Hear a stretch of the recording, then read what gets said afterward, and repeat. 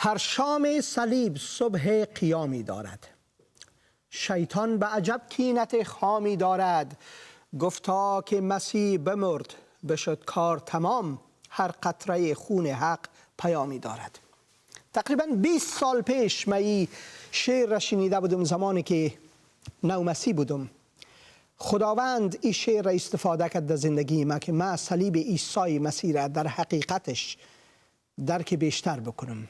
شیطان در این دنیا و از همون ابتدا که گناه وارد انسان شد همیشه کوشش کرد که برخلاف پلان خدا، برخلاف محبت خدا بجنگه و او امروز هم می جنگه. او شکست خورده است و ما او تنها این چیز ندانست که پیام صلیب صبح قیامی هم داره. این را درک نکرد. خدا تمامی کائنات خلق کرد، حالی چی میکنه؟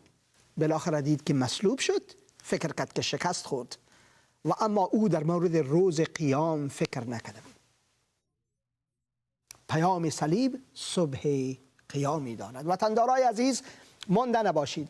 من حسین اندریاس هستم. شکر میکنم که خداوند یک روز دیگر را در زندگی تمامی ما داده. ای از رحمت‌های بسیار زیاد خداست. رحمت خدا یعنی مواقعی که خداوند برای ما فراهم میکنه، روز بعد از روز بعد از روز و بعد از روز، تا که ما رضای خداوند مالک و خالق خود در زندگی خود درک بکنیم و به او برگردیم. کلام خدا برای ما میگه زیرا خدا به این جهان آن قدر محبت نمود، آن قدر، این اندازه نداره، آنقدر محبت نمود که او یگانه پسرش را داد تا هر که به او ایمان آورد، هر چقدر گناهکار هستین، از هر مذهب و از هر دین و از هر فلسفه، از هر لسان، از هر قوم، از هر نژاد، از هر کشوری که هستین، تا هر که به او ایمان آورد هلاک نگردد بلکه صاحب زندگی جاودان گردد. ما همه انسان ها گناهکار هستیم و از جلال خدا محروم هستیم و اما تنها به وساطت قربانی که عیسی مسیح بر صلیب داد و به خاطر فیض او تمامی ما راستباز شمرده میشیم به حضور خدای مقدس، عادل شمرده میشیم. ای از اعمال خود ما، از کوشش های خود انسانی ما نیست، بلکه ای از محبت بی پایان خدا که فیضش جاری میکنه. فیض یعنی ما لایق کمک خدا نیستیم و اما او ما را باز هم کمک میکنه، در آغوش ما را میگیره. عیسی مسیح میگه ای تمامی کسایی که زحمت میکشین و زیر بار گرنگ هستین پیش ما بیاین و ما برای شما آرامش میتم. یوغ مرا بر خود بگیرین. میگه از ما تعلیم بگیرین، یوغ مرا بر خود بگیرین. میگه بار ما سبک است، بار ما بسیار سبک است. ما بارهای فلسفی و مذهبی و دینی و این چیزا را بالای شما نمیندازم، بلکه در حقیقت ما بار شما را میوردارم. ما خدایی داریم، خدای زنده، خالق و مالک، که دینش در خطر نیست و نه هم خدای ما در خطر است. دین خدای ما در خطر هرگز نیست. پس کسانی که برخلاف مسیحیت می جنگن، کسانی که مسیحی ها را زندانی می کنن و فکر می کنن که با این کار و خدا را خوشنود می سازن، و اما مسیحیت هرگز در خطر نیست، چون مسیحیت جاودانی است. مسیحیت مال خدای خالق و مالک است، هرگز در خطر نیست. دین و مذهبی که در خطر است، خدایش در خطر است، چون خدایش حقیقی نیست. و ما راهی را داریم که خداوند منجی ما برای ما واضح میکنه. میگه که من راه، راستی و زندگی هستم. اون میگه من یکی از راه ها، یکی از راستی، یکی از طریقی که شما راستی رو میتونین درک بکنین و یکی از طریقی که شما زندگی رو میتونین حاصل بکنین میگه من خودم راه هستم، من خودم راستی هستم، من خودم زندگی هستم. ما آمدیم که زندگی بیتم و این زندگی را به کاملیتش بر شما بیتم. در کلام مقدس خدا در حقیقتش ما میخوانیم انجیل مقدس یوحنا. اگر شما انجیل یوحنا را دارین، فصل اول میگه در ابتدا کلمه بود، کلمه با خدا بود و کلمه خود خدا بود، همان در ابتدا نزد خدا بود، همه چیز به واسطه او آفریده شد و غیر از او چیزی از موجودات وجود نیافت. در او زندگی بود، در او حیات بود و آن حیات نور آدمیان بود. متوجه باشین عیسی مسیح میگه اونمو حیات من هستم. در او حیات بود و آن حیات نور آدمیان بود. کدام حیات دیگه نه، حیات آغازش از عیسی مسیح است. در عهد قدیم نام خدا یهوه است که یهودیا نمیخواستن که این نام به دهن بیارن، حتی فکر میکردن اگر از ما اشتباه شود چطور خواهد کردیم. و اما خداوند دوستی خدا به نسبت ما یک قسم اعلام میکنه که اونمو یهوه که از کلمه حی گرفته شده در عهد عتیق، یعنی زندگی از او آغاز میشه، یعنی حیات اوست. اونمو حیات در عیسی مسیح است، از عیسی مسیح است، چون ما میفهمیم که همه چیز به واسطه او آفریده شد و بغیر از او چیزی از موجودات وجود نیافت. در او زندگی بود، حیات بود و یا آن حیات نور انسان بود و نور در تاریکی می درخشد و تاریکی هرگز بر آن پیروز نشده. ما میخوانیم که بالاخره کلام خدا که با قدرتش تمامی کائنات ساخت مجسم شد، جسم انسانی به خود گرفت. از فکر انسانی این ممکن نیست و اما خدا قادر مطلق است. او به صورت انسان در میان ما ساکن شد، پر از فیض و راستی. جلال او را دیدیم، جلال شایسته پسر یگانه. خدا را حقیقاً هیچ کسی در هیچ وقت ندیده. هیچ وقت خدا را به هیچ وجه کسی ندیده. اما پسر یگانه ای که در آغوش پدر است، در ذات پدر است، همان او را بر ما انسانها ظاهر ساخت. کلام خدا برای ما میگه خوشا به حال کسایی که این را درک میکنه، خوشا به حالی که این حقیقت زندگی را درک میکنه. به خاطر از این خوشا به حال ازوا، چرا که وا خدا را میبینن یک روز. و جلال خدا را به همون ترتیبی که هست خدا میبینن. عیسی مسیح آمد و او جان خدا فدا کرد به خاطر ازی که ما را آشتی بده با خدا. او خون خدا ریخت، او خونبهای آزادی ما شد. مسیحیت برای ما درس قربانی را میته. درس قربانی این قسم نه که ما خودکشی کنیم، با او خودکشی دیگه انسانها را، کسایی که بدکار هستند و ای هستند او هستند و یا برخلاف دین مسیح هستند ما وار از بین ببریم. نه، دین مسیح هرگز در خطر نیست. قربانی را که برای ما یاد میته مسیحیت است که حتی اگر جان خودم قربان کنم دیگه کسا را نجات بتم، نه که وار از بین ببرم. مسیح عین کار را کرد. بر صلیب او دشمنای خدا طرفش دید و گفت ای پدر تو یارا ببخش، چرا که یا نمیفهمن چی میکنن. بخشش مسیح در حال مرگ بر صلیب. ما مسیحی ها عین کار را میخواهیم بکنیم، چون ما از آقای خود که بالاتر نیستیم. پس ما کمانده آقای خدا قبول میکنیم و محبت خدا را اعلام میکنیم، فیض خدا را اعلام میکنیم، برکت خدا را اعلام میکنیم. عیسی مسیح گفت دشمنایتان دوست داشته باشین و کسایی که شما را زجر و آزار میرسانند بر از او دعای خیر بکنین. و ما دعای خیر میکنیم. دوستای عزیز، ما دعا میکنیم که امروز وقتی که ما در مورد پیروزی بر موت صحبت میکنیم، پیروزی بر موت، دعا میکنیم که خداوند شما را برکت بده، خداوند تمامی ما را برکت بده و خداوند خادم خود برادر نور آقا را برکت بده وقتی ایشان دهان خدا واز میکنه و از کلام خدا کت ما بخش میکنه. دعا میکنیم خدایا تو برکت بده. کسانی که مریض هستن تو وارا شفا بده، کسانی که در مشکل هستن مشکل کشایشان باش. برادر عزیزم محمد جان تلفن کرد از وطن و در مشکل هستن. خدایا تو مشکل ایشانه درک میکنی، تو میفهمی بهتر. خدای دعا میکنیم که او در دستان تو باشد، او را تسلی بده به نام خداوند و یگانه منجی بشر مولای ما عیسی مسیح. آمین آمین. خدا را شکر میکنیم وطندارای دیگه، وطندارای عزیز ما، باز بر یک روز دیگه که خداوند برای ما داده و بسیار خوشحال هستیم که وطندار عزیزم برادر نور آقا امروز باز کتی ما هستن و از کلام خدا برای ما کتی ما بخش میکنه و ما منتظر هستیم. برادر عزیزم وطندار گل مانده نباشی. جور باشی برادر قلب.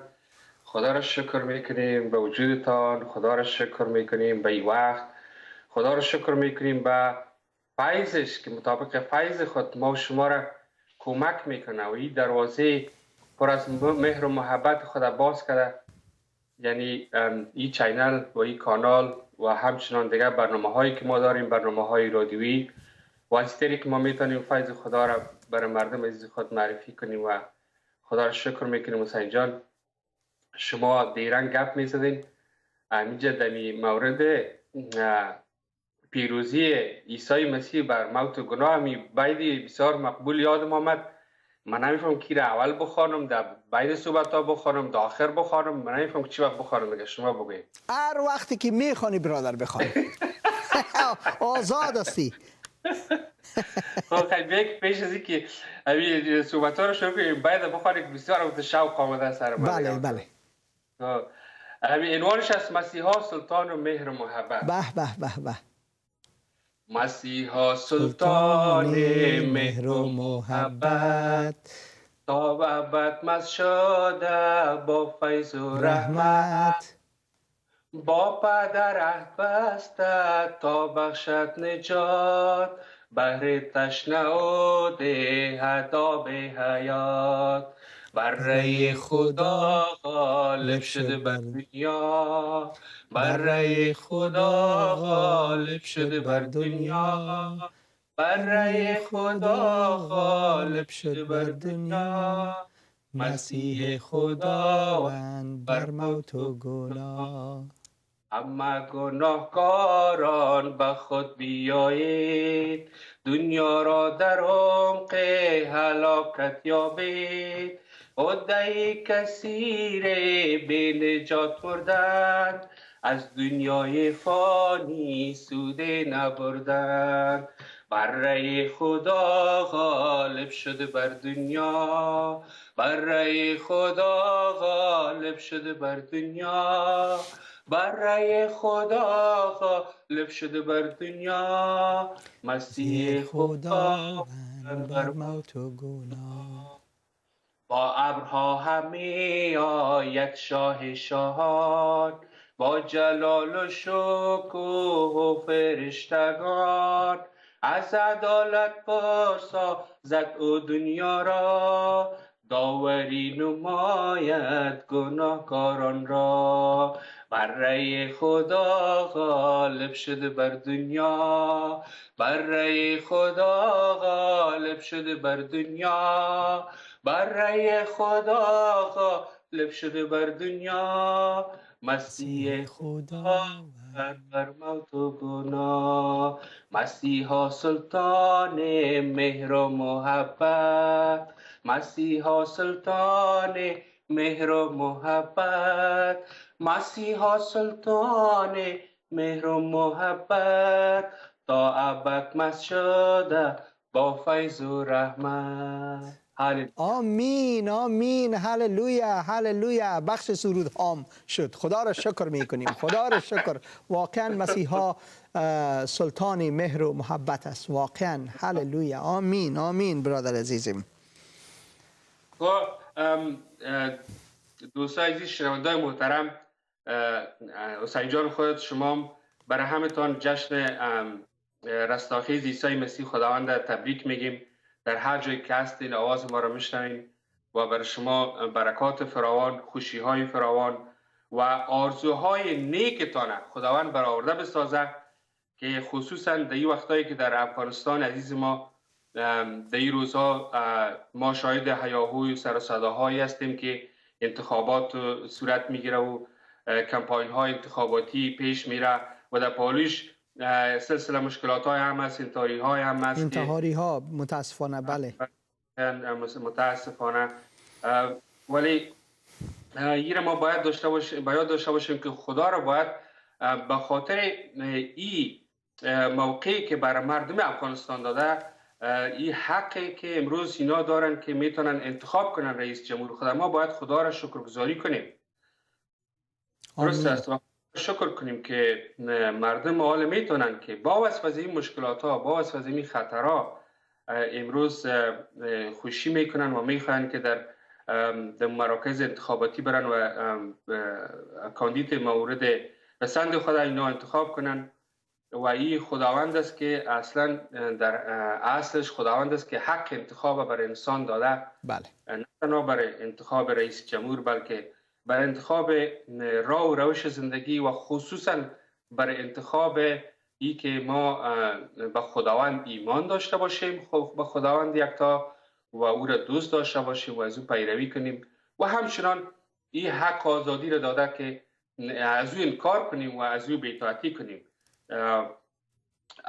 ما حسین جان از اول میخوام دمی قسمت حق انتخاب همیشه به یاد من میاد که در فصل 30 کتاب تورات در تثنیه، بله، فصل 30 آیت 19 این آیت همیشه به یاد من است و بسیار آیت زیباست که در این قسمت حق انتخاب خداوند خودش برای قوم خود میگه که من فصل 30 تثنیه آیت 19 میگه، خداوند متعال میگه من آسمان و زمین را شاهد میگیرم که امروز زندگی، مرگ، برکت و لعنت را در برابر شما قرار دادم. پس زندگی را انتخاب کنید تا شما و فرزندانتان زنده بمانید. به به به به، آمین آمین آمین. و خداوند نه تنها بر ما گفته که دو راه را در پشوی شما قرار میتم، بلکه او بر ما به اصطلاح نقل داده و ما را کمک کرده که رای را که میخوایم ما انتخاب کنیم که رای زندگی و برکت است. یعنی به حرف دیگر خداوند ما ضرب سوته ما را نمیخواهد که به حیات ابدی ببره، بلکه او برای ما حق انتخاب میده. بله بله بله، همین است که ما خداوند میخواهد که ما با خوشی دل داوطلبانه از او پیروی کنیم و وقتی که میگه زندگی خود خداست. زندگی خدا سرچشمه زندگی است. بله، در او حیات بود. داشته باشیم زندگی رو نداریم در حقیقتش. آمین. و در مورد از این زندگی است که امروز ما میخواهیم صحبت کنیم که به اثر گناه بشر انسان مرگ نصیب شد، ولی عیسی مسیح آمد و سر مرگ پیروز شد. و مرگ همونطور که ما در کتاب بهای محبت میخوانیم که نوشته شده که میگه مرگ جان سپرد، محبت قیام کرد. و محبت زندگی است، محبت خود خداوند است.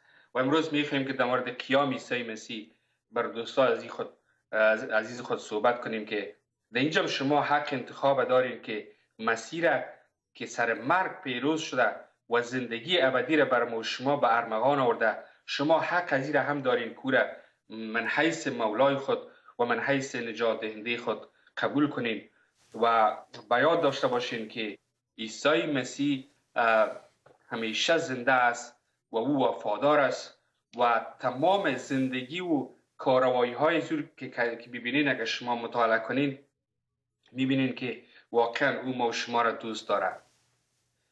خب قیام یعنی زنده شدن بعد از مرگ. عیسی مسیح این قدرت داشت که خودش مرده ها را زنده کنه. یعنی چیزی که ما حراس داریم مرگ است. یعنی در مرگ در تضاد با زندگی است. اگر ما بخوایم که زندگی رو به دست بیاریم، ما مرگ هم باید که در پشروی خود داشته باشیم و سر از او هم فکر کنیم. ولی نباید که اگر ما به مسیح عیسی ایمان میاریم ما هرگز از مرگ نمیترسیم، چون که عیسی مسیح سر مرگ پیروز شده. و ما میبینیم که عیسی مسیح قدرت داشت که مرده ها را زنده کنه. ما در انجیل یوحنا فصل 5 آیات 25 الی 29 میخوانیم که میگه به یقین بدانید که زمانی خواهد آمد و در واقع آن زمان شروع شده است که مردگان صدای پسر خدا را خواهند شنید و هر که بشنود زنده خواهد شد. دوستان عزیز، این نه تنها در زمانی که عیسی مسیح در روی زمین بود این گپ زده بود و این گپ مربوط از اون زمان میشه که عیسی مسیح مرده ها را جسما زنده می ساخت، بلکه امروز هم این کلام از او تطبیق میشه و این کلام از او جامعه عمل میپوشانه و مطابق از زمین کلام از او امروز مرده ها زنده میشن. این رو باید داشته باشین دوستان عزیز. هر کی بشنود زنده خواهد شد. هر کی کلام مسیح را بشنود زنده میشه. در آیت 26 میگه که زیرا همان طوری که پدر سرچشمه زندگی است، این چیزی که ما و سنجان در اول گفتیم که خدا سرچشمه زندگی است. اگر ما خدا را نداشته باشیم در زندگی خود، ما هیچ انتظاری از کس دیگه، از رهبر دیگه نداشته باشیم، چون که خدا را نداریم زندگی را نداریم. و اگر خدا را داشته باشیم زندگی را می داشته باشیم.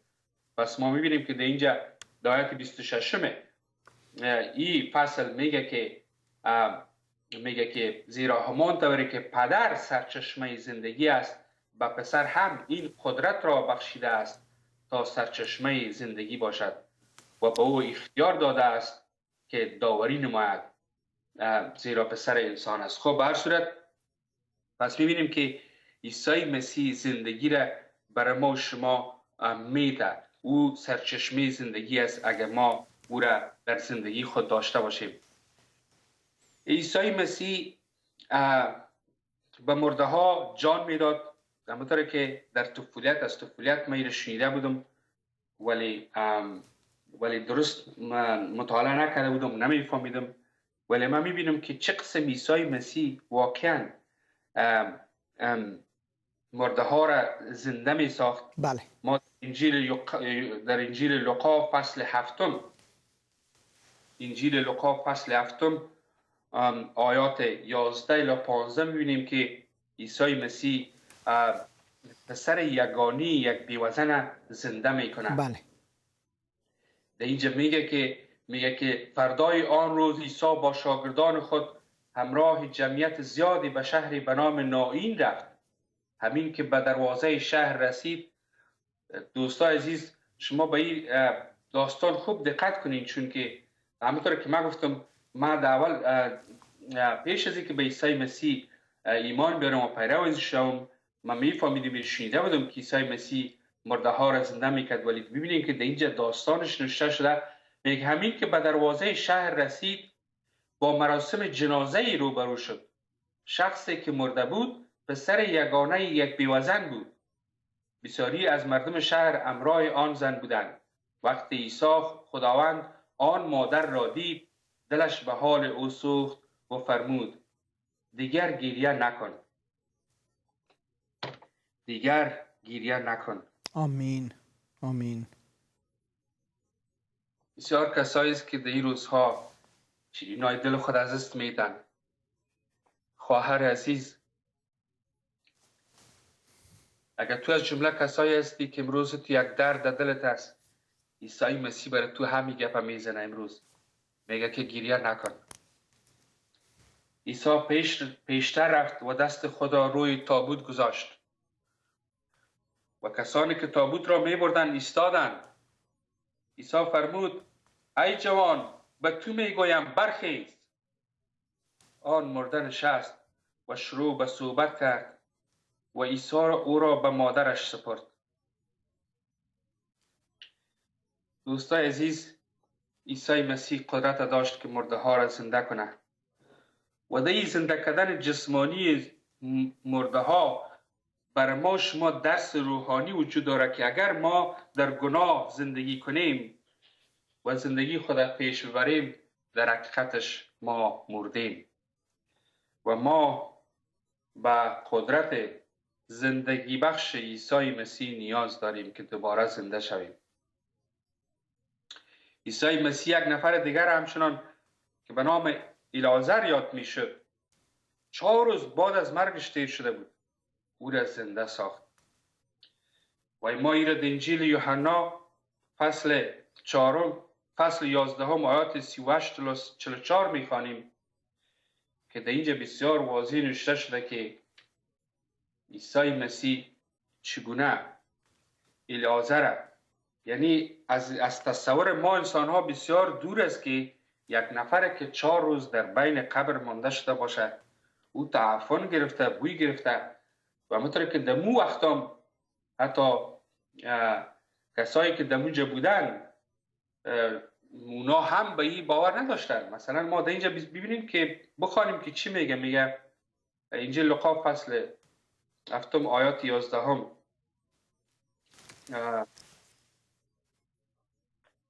انجیل لوقا انجیل یوحنا فصل 11 آیات 38 الی 44. پس عیسی در حالی که از دل آه میکشید به سر قبر آمد، چون که برش این حادثه مرگ الیعازر برش گفته بودن. مریم که که خواهر الیعازر بود، این گپ برش زده بود و او از این خاطر آه از دل میکشه و به اصطلاح در دلش محبت و شفقت پیدا میشه و میایه که کمک کنه. پس عیسی در حالی که از دل آه میکشید به سر قبر آمد. قبر غاری بود که سنگی پیش روی آن گذاشته بودند. عیسی گفت سنگ را بردارید، سنگ را بردارید. مرتا خواهر الیعازر گفت خداوندا، حالا 4 روز از مرگ او میگذرد و بو گرفته است، یعنی بوی گرفته، تعفن گرفته. عیسی به او گفت آیا به تو نگفتم که اگر ایمان داشته باشی جلال خدا را خواهی دید؟ واقعا ایمان بسیار بسیار چیز قوی است. ما جلال خدا را در ایمان میبینیم دوستای عزیز. از این خاطر عیسی مسیح میگه که اگر ایمان داشته باشیم جلال خدا را میبینیم. پس آیت 41 پس سنگ را از پیش روی قبر برداشتند. آنگاه عیسی با آسمان نگاه کرد و گفت ای پدر، تو را شکر میکنم که سخن مرا شنیده ای. من میدانستم که تو همیشه سخن مرا میشنوی، ولی به خاطر کسانی که اینجا ایستادند این را گفتم تا آنها ایمان بیاورند که تو مرا فرستاده ای. پس از این سخنان عیسی با صدای بلند فریاد زد ای الیعازر بیرون بیا. آن مرده در حالی که دستها و پاهایش با کفن بسته شده و صورتش با دستمال پوشیده بود بیرون آمد. عیسی با آنها گفت او را باز کنید و بگذارید که برود. آمین آمین آمین. برادر نور آقا، برادر مؤمن از مزار شریف برای ما از طریق اسکایپ تکست کرده و چون تکست انگلیسی فارسی کده، انگلیسی دری کده، ما ایره نوشته کدم دیجا نوشته کده که جلال بر خداوند، من هم پیروی مسیح هستم. از شکر خداوند 8 ماه است که عیسی خداوند من هست. ایمان آورده ام. برای من و خانواده ام در دعا باشید. برای برادر مؤمن دعا کنین. باز آمین آمین. نامشان مؤمن است. خدا را شکر میکنم. مؤمن حقیقی شدن. مؤمن واقعی خداوند شدن. هاللویا. ما برشان دوباره تکس کردم و ما از طریق برنامه هم میگیم برادر مؤمن خداوند شما را برکت بده. حتما برتان در دعا هستیم و دعا میکنیم. آمین.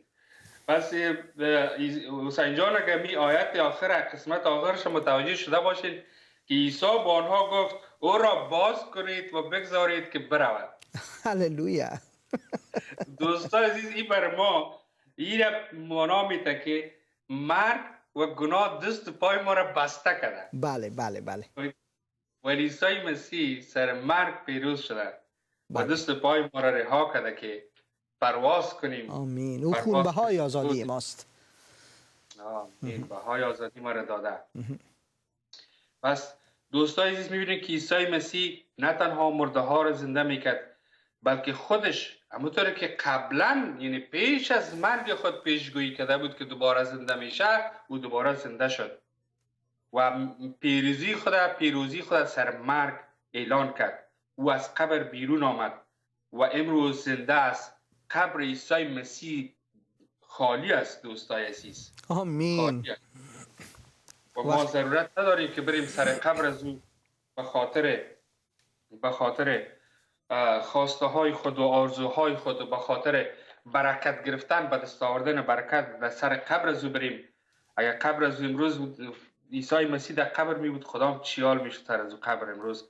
ولی خدا را شکر میکنیم که عیسی زنده است و عیسی امروز میتونه که در قلب های ما زندگی کنه. هللویا. آمین. آمین. همین شما گفتین که قبر عیسی مسیح خالی است. و بیت کونه فارسی در یادم آمد که میگه که قبر خالی نگر کار یزدان ما، زنده عیسی ببین اصل ایمان ما.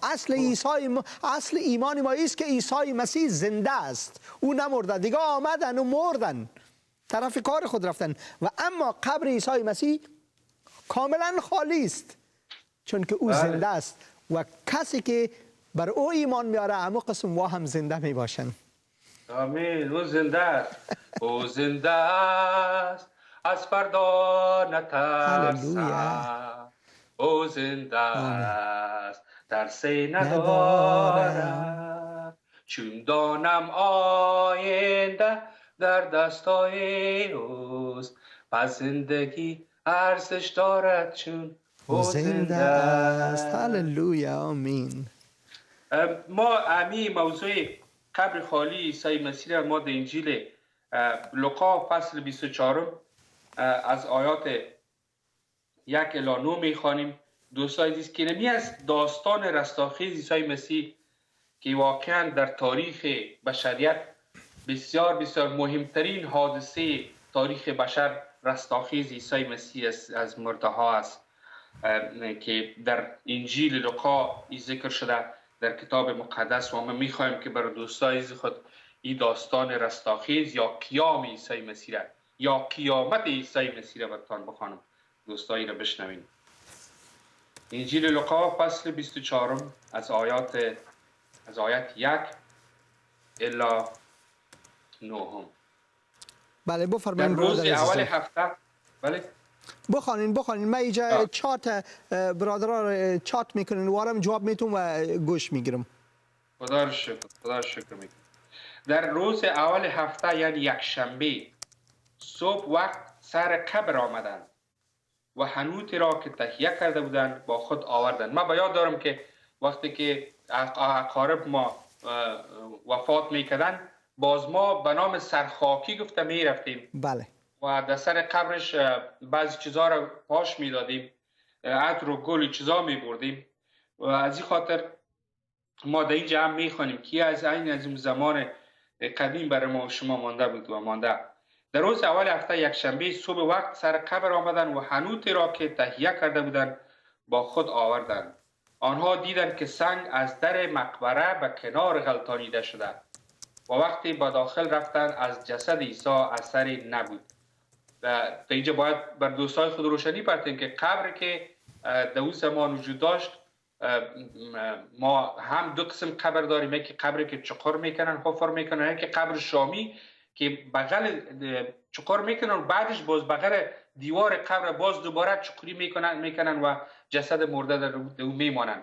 اما در اون زمان این قبرها میتونست که بسیار قبرهای کلان باشه، مثل یک اتاق تقریبا باشه که مردم برای خود جور میکردن پیش از پیش. خب فقط خواستم که یک روشنی پرتم در قسمت از این که در اینجا گفته شده که وقتی به داخل رفتن، داخل قبر، حتی میتونست که داخل قبر برن، وقتی به داخل رفتن از جسد عیسی اثری نبود.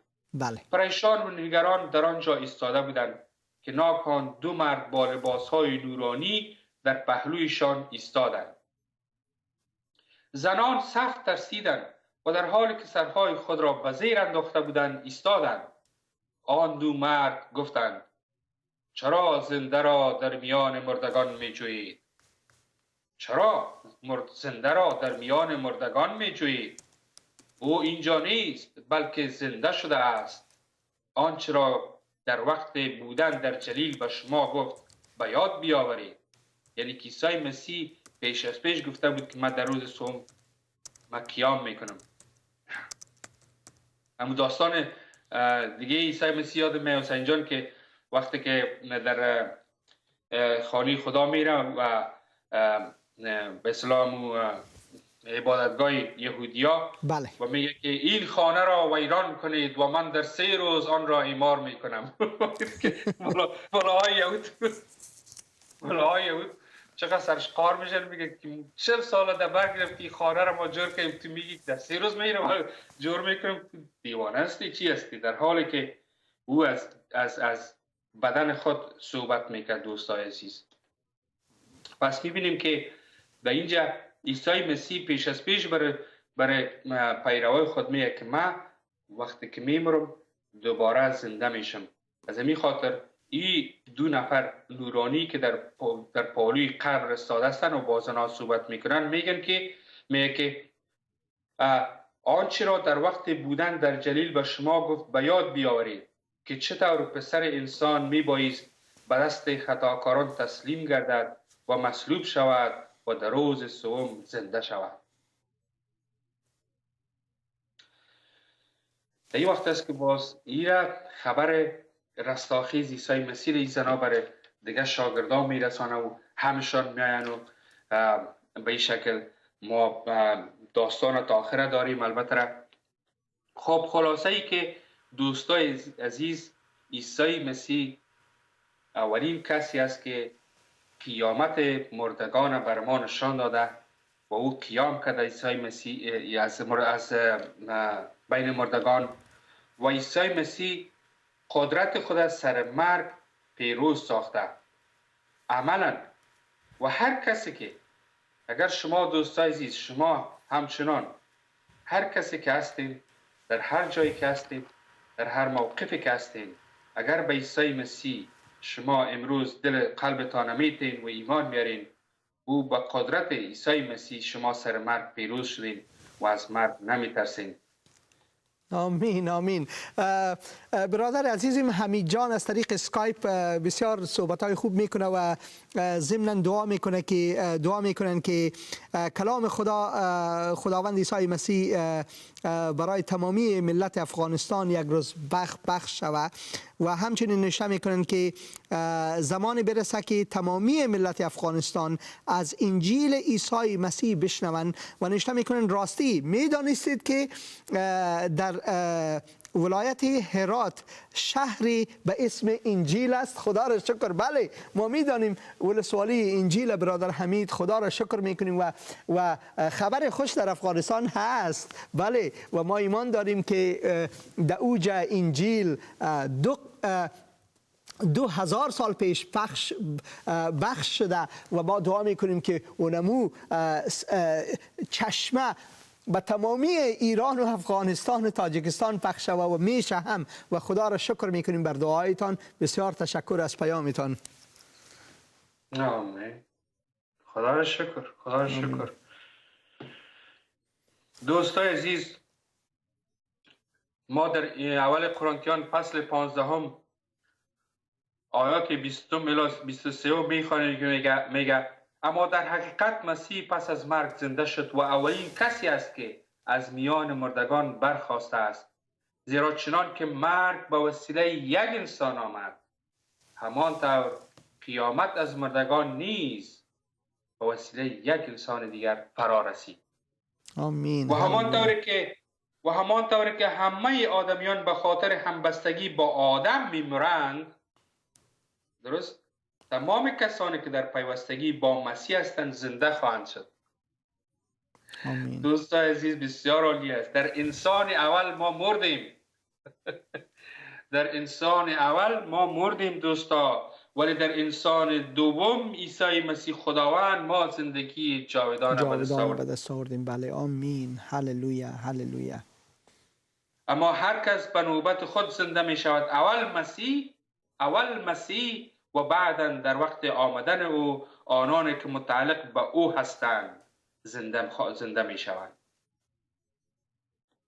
پس این است رستاخیز عیسی مسیح دوستان عزیز، و این است طریق رستاخیز ما و شما اگر ما به مسیح عیسی ایمان میاریم، هیچ قدرتی نمیتونه که جلو ما استاده شود و ایمان ما را بگیره و نجاتی را که ما حاصل میکنیم او را از پیش ما بگیره. این از خبر خوش انجیل دوستای عزیز که عیسی مسیح زنده است و امروز میخواد که اشکهای چشمایتان پاک کنه. امروز سر شما مهر و شفقت داره.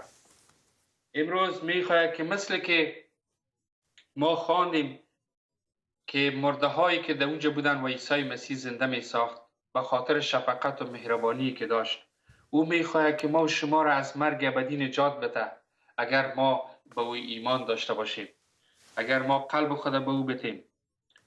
و وقتی که عیسی مسیح دوباره برگشت میکنه که بسیاری هم منتظرش هستند به گناه های مختلف، حتی به نام های مختلف، میگن که هدایت کننده آخر زمان برگشت میکنه و بله. ما باور کامل داریم که عیسی مسیح خداوند عیسی است. مسیح است، چرا که او گفت که من برمیگردم. واضح گفت دلهایتان پریشان نشود، گفت دلهایتان پریشان نشود.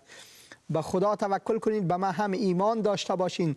در خانه پدر ما گفت که منازل بسیار زیاد است و من میرم که مکانی برای شما بسازم و اگر تو نمی بود من برتان میگفتم وقتی که من رفتم مکانی برتان آماده ساختم برمیگردم تا که شما را ببرم جایی که من هستم شما هم باشین.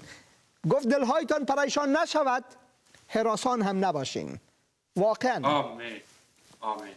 خدا را شکر میکنیم که عیسی مسیح امروز زنده است و او منتظر است، منتظر هر کدام ما شما است که چطور با اشتیاق کامل، با یک شوق و ذوق، با خوشی دل قلبهای خود به او بتیم و زندگی جاودانه در حضور خدای زنده بر ابد به دست بیاریم. آمین آمین آمین. و کسایی که به عیسی مسیح ایمان دارند در وقت آمدن از او اولین کسایی خود بودند که زنده میشن. ما ایرا در انجیل مقدس در رساله اول تسالونیان یا تسالونیکیان فصل 4 آیات 16 الی 17 میخوانیم که بسیار بسیار واضح میگه در همان موقع، یعنی در مورد بازگشت مسیح صحبت میکنه در اینجا دوستان عزیز متوجه باشید. بله. در همان موقع که فریاد فرمان خدا و صدای رئیس فرشتگان و بانگ شیپور شنیده می شود، خود خداوند از آسمان به زیر خواهد آمد و اول کسانی که در ایمان به مسیح مردند خواهند برخاست و سپس آن کسانی که از میان ما زنده میمانند همراه با آنها در ابرها بالا برده خواهند شد تا در فضا با خداوند ملاقات نمایند و به این ترتیب ما همیشه با خداوند خواهیم بود. هللویا. آمین آمین آمین. داود جان نوشته میکنن که برادران من میخوام بیشتر در مورد مسیح خداوند بدانم. خدا را شکر میکنیم بر داود جان. حتما برادر عزیز ما این برنامه ها را بشنوین و خداوند شما را برکت بده و خداوند کمک کنه که تا که بیشتر در مورد خداوند بدانیم. دعا میکنیم برتان. آمین. خداوند کمک کنه که اینا بتانن که برنامه را متواتر بشنون. دوستای عزیز، اینمی بهترین وسیله است که شما میتونین در مورد عیسی مسیح خداوند معلومات پیدا کنین از طریق همین برنامه های تلویزیونی و همچنان ما برنامه های رادیویی داریم. موج شارت است 41 متر بند و از طرف صبح و از طرف شام برنامه ها را داریم که شما میتونید به این برنامه های صدای زندگی هم گوش بدین و فقط فعلا ما امی طریقه ها را داریم که شما را بتانیم کمک کنیم در قسمت شناخت عیسی مسیح و ایمان به او و در آینده خداوند کمک کنه که راه های زیادتر و بهتری را که مهیا کنه که ما بتانیم بیاییم با شما عزیزا یک جا در حضور خدای زنده استاده شویم و دستای خود بلند کنیم و برای مردم خود، برای کشور خود استغاثه کنیم، فریاد کنیم که خدایا تو سر مردم ما رحم کن و او را پرستش کنیم و او روز آمدنی است و فعلا هم امیال جریان داره. خدا را شکر میکنیم در گوشه و کنار کشور و عزیز ما ایماندارا وجود دارن. آمین آمین آمین. خدا را شکر. روزی نیست نور آقا جان، روزی نیست که ما با 10 تا 20 بعض وقتا حتی زیادتر وطندارای ابو قدر که ما وست دارم میتونم با ایشان صحبت بکنم، روزی نیست که کسی به عیسی مسیح ایمان نیاره وقتی که ما با ایشان صحبت میکنم. خداوند هر روز مؤمنین اضافه میکنه. خدا را شکر. با اجازه تان یک تلفن میگیریم از داود جان از اروپا زنگ زدن. بفرمایید. داود جان وطندار عزیز من، مانده نباشی، روی خط هستی. بسیار تشکر از تلفنتان. بفرمایید. درود عرض میکنم خدمت شما. خدا به شما برکت بده. حالتون چطوره؟ خدا را شکر. خدا را شکر برادر عزیزم. این تمام از فیض خداست. بسیار تشکر. بفرمایید برادر عزیزم. من میخواستم که شهادت زندگیم رو بدم و واقعیتش اینه که من سالها بود که با مشکلات روحی خیلی دست و پنجه نرم می‌کردم و درگیر بودم. واقعا افسردگی‌های خیلی زیادی داشتم. علاوه روحی واقعا خودم یه شکست خورده می‌دیدم و سالها بود که با مشکل جسمی مواجه شده بودم، به طوری که از ناحیه ستون مهره‌ها و هر دو پا احساس بی‌حسی و یه حالت فلجی رو پیدا کرده بودم و سالها بود که با مشکلات روحی بسیار زیادی مواجه بودم، افسردگی خیلی زیاد و خیلی پرخاشگر و عصبانی بودم و این شد که یک روزی در واقع توی محیط آموزشی بودم، با یه عزیزی آشنا شدم که ایشون مسیحی بودن. هللویا. و ایشون به من گفتن که چیکار کردی برای این کارت و اینا، برای این ناراحتی که داری؟ بهشون گفتم من پزشکای زیادی مراجعه کردم، داروهای زیادی رو مصرف کردم، به واقع جوابی نگرفتم.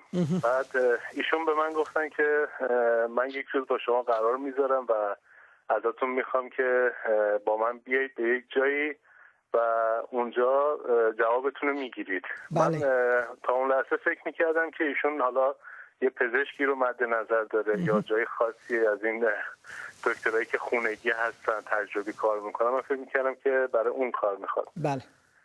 به هر حال من یک روز با ایشون قرار گذاشتم و رفتم به منزل ایشون و به محض ورود به منزلشون دیدم که 6 نفر از عزیزان مسیحی و برادران و خواهرانم اونجا حضور داشتن. واقعا یک فضای روحانی گرم، صمیمی، با محبت و اونقدر به من محبت کردن که واقعا نمیدونستم چی باید بگم. واقعا شوکه شده بودم که چرا من باید اینجا بیام، چی شده، یعنی چه اتفاقی افتاده که من الان اینجا حضور دارم. بله. به هر حال اونجا منو معرفی کردن، دوستانو معرفی کردن و نشستیم و این دوستان شروع کردن به دعا خوندن. خدا بهشون برکت بده. اینا دعا خوندن و بعد اومدن برای من دعا کردن. بله. برای من دعا کردن. به واقع توی اون لحظه یک گرمای شدید، یک احساس بسیار بسیار خاص، یعنی اون ناراحتی کمری که من داشتم و اون بی‌حسی پام رو اصلا اون لحظه فراموش کرده بودم. هللویا. به قدر این دوستان صمیمی و گرم و با محبت و با ایمان خیلی قوی شروع به دعا کردن به واقع از فرق سرم تا نوک انگشته پام، از پشتم یه احساس کردم یک نوری داره حرکت میکنه رو به پایین. هللویا. و تا نوک انگشته پام وقتی خارج شد، خدا رو شکر میکنم. هللویا. واقعا من شفا رو از عیسی مسیح خداوند گرفتم. هللویا. آمین. او خداوندی است که میگه بارهای تانه به دوش ما بگذارین، چرا که من در فکر شما هستم. واقعا شهادت شما را ثابت میکنه وقتی که شما گوش میتین به عیسی مسیح، به آواز عیسی مسیح، به آواز انجیل گوش میتین، خداوند اونمو تغییر میاره. خداوند دور میرانه از ما شیاطین، دور میرانه افسردگی را، دور میرانه تمامی از این چیزها را و ما را شفا میده. خدا رو شکر میکنم. هللویا. خدا به همه عزیزان، به خواهران، برادرانم، به شما برکت بده. در اینجا دعا میکنم خداوند عیسی مسیح شفای روح و جسم و جان رو به همه عزیزانی که قلبشون رو از سر ایمان، از سر ذوق، از سر محبت به عیسی مسیح خداوند میده لمس بکنه. بله، آمین. و اونها هم نجات رو دریافت کنن، همونطور که منی که یک انسان بسیار گناهکار، بسیار پرخاشگر، واقعا زندگی من رو تبدیل کرد. آمین. واقعا زندگی من رو از این رو به اون رو کرد. یعنی من الان اونقدر آرامش دارم که اصلا فکرشو نمیتونم بکنم. آمین. چرا یعنی که به واقع آرامش شما از عیسی خداوند مسیح، آرامش میآید. آرامش شما از خداوند آرامش گفتم میآید برادر عزیزم. آمین. خدا رو شکر میکنم. خدا رو هللویا. شکر میکنم به خاطر این محبت بزرگی که خداوند من در حق من و ما کرده. خدا رو واقعا شاکرم. آمین. آمین. و میخوام که در این لحظه خداوند قلب همه انسانها رو لمس کنه، افکار هممون رو تقدیس کنه، زندگی هممون رو تبدیل کنه، از این مرگ روحانی بله. به زندگی جاوید برسیم، به زندگی ابدی برسیم، در کنار عیسی مسیح خداوند باشیم. آمین. و خدمت کنیم او رو که باعث سعادت و خوشحالی و خوشبختی همه ما هستش. هللویا. هللویا. بسیار تشکر داود جان از تلفنتان و خداوند شما را برکت بده و دعا میکنیم خداوند شما را استفاده بکنه بر جلال خود. بازم بسیار تشکر از تلفنتان و از اینکه شهادت خداوند به شما هم برکت بده. خیلی متشکرم. تشکر به خدای بزرگ میسپارمتون، به عیسی مسیح میسپارمتون. امیدوارم که هر جا هستید موفق باشید. تشکر. بسیار تشکر. برای ما هم دعا کنید. حتما دعا میکنیم خداوند شما را برکت بده. نور آقا جان، خدا را شکر میکنیم خداوند کسب معجزات خود در زندگی ما انسان ها نشان میده و ما را تغییر میده و ما را کاملا تبدیل میکنه، از ما اشخاص کاملا نو میسازه و این تمام از قدرت خداوند است. ولی آمین. آمین. آمین. و همین شهادت برادر که مشیده و بازم امو اشعه نبی با یاد آمد فصل 53 که میگه او غمهای ما را به جان خود گرفت و دردهای ما را بر دوش خود حمل کرد. به به به. آمین. آمین. و خداوند واقعا اما خاص خداوند بود که درد و رنج بکشد بله. و قربانی گردد تا گناهان دیگران بخشیده شود. به این ترتیب صاحب فرزندان زیاد شد. بله. هللویا.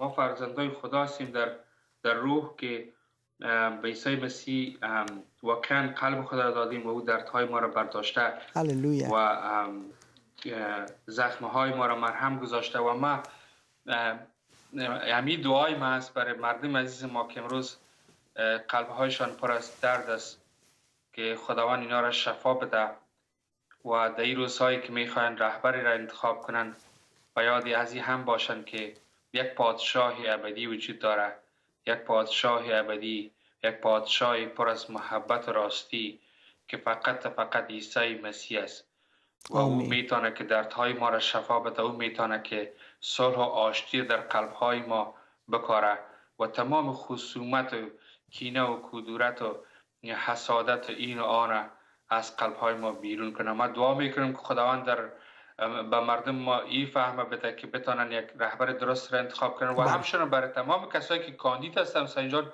دعا میکنیم که خداوند کسی را انتخاب کنه از بینشان که واقعا میخواین که یک اولا خود ترس خدا در قلبشان باشه. اما قسمی که کلام خدا میگه که مرد صلح باشه. بله. خداوند هم یک کس را مقرر کنه. دیگه عیسی مسیح میگه چون من زنده ام شما هم زندگی میکنید اگر از من پیروی کنین. و امروز کلام خدا را شنیدین شما دوستان عزیز، شهادت برادرها را شنیدین. بله. و این شهادت برادر آخر که صحبت کردن شهادت من هم همین چیز است که من هم افسرده بودم واقعا، ولی خداوند مرا شفا داد. خداوند برای ما امید داد، امید جاودان داد.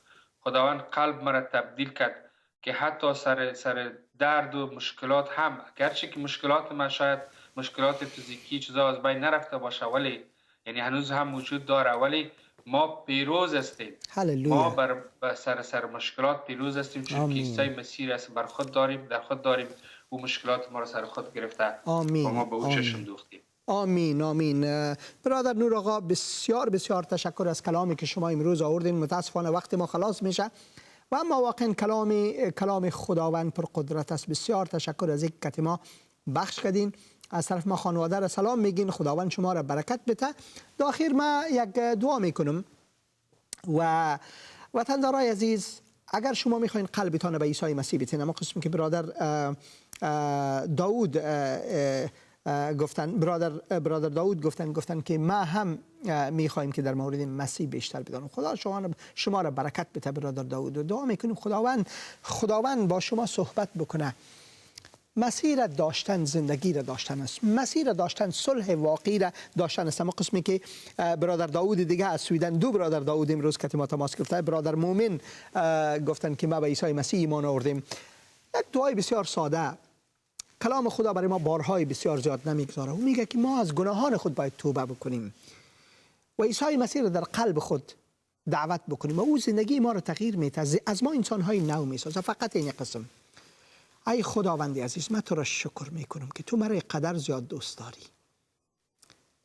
من اقرار میکنم که من گناهکار هستم